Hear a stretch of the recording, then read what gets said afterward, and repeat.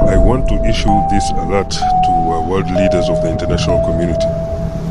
Can you imagine if Ukraine and NATO win the war, how the two will resume the brutal ethnic cleansing campaign against the 10 million ethnic Russian civilians in Donbass and Crimea like they were already doing before Russia's intervention?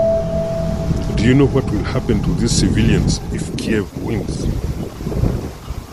Remember that the Ukraine government and its brutal Nazis had already slaughtered over 15,000 ethnic Russians between 2014 and 2022.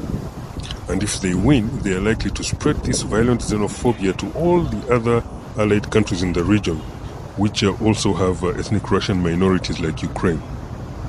For the record, just look at how they are already treating Russians in international sports events in Europe. Imagine what else is going on already in the everyday lives of Russian citizens and ethnic Russians in these countries across Europe. The Western Alliance's leaders will possibly be instigating death and blood in the region against all the ethnic Russian minorities.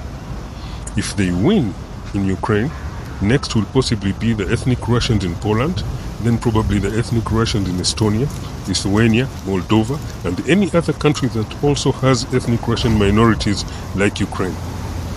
And the only reason they haven't started overtly persecuting these populations is because they fear that Russia will come to these populations' aid as well if they started persecuting them now, before Russia is defeated, as they're waiting for. That is why it is crucial for the international community to not allow this heinous Western xenophobia against Russians to blossom anywhere. It must be confronted on the global stage, and the world should do everything possible to protect any civilian population from Western aid. The first step could be to ask Kiev what it intends to do for these populations in its peace plan.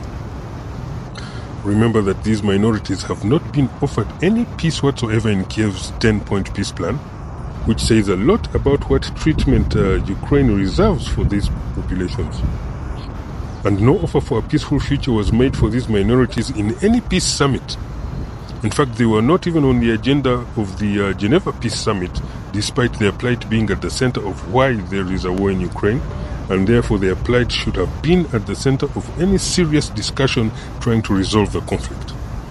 That's the least the international community should have done in the knowledge that over 15,000 ethnic Russians were murdered by Kiev between 2014 and 2022, a slaughter that was only stopped on 24th February 2022 by Russia's special military operation. That is fact.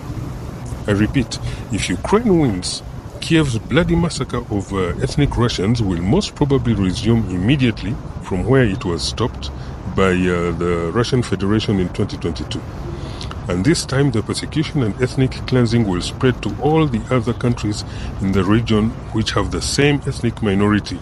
And that is why I kindly request UN member states who voted for a withdrawal of Russian forces to either tell the world their plan for protecting these civilians if Moscow withdraws, or simply reconsider their position behind that dangerous resolution. Such UN resolutions that do not consider the plight of affected civilians are a big danger to human life. Exactly like how a UN resolution created a state of Israel without the consent of the Palestinian people, thus putting the Palestinian people in grave danger to this day in their own country, for their own country, following that dangerous resolution.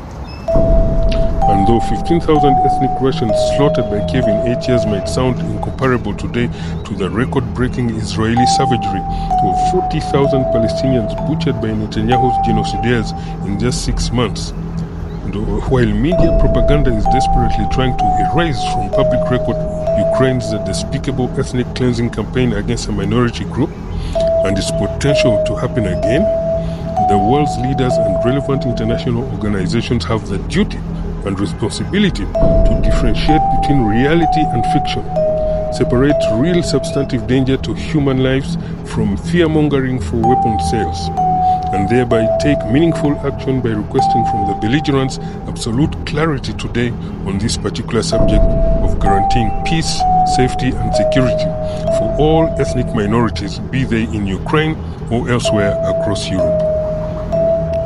Thank you.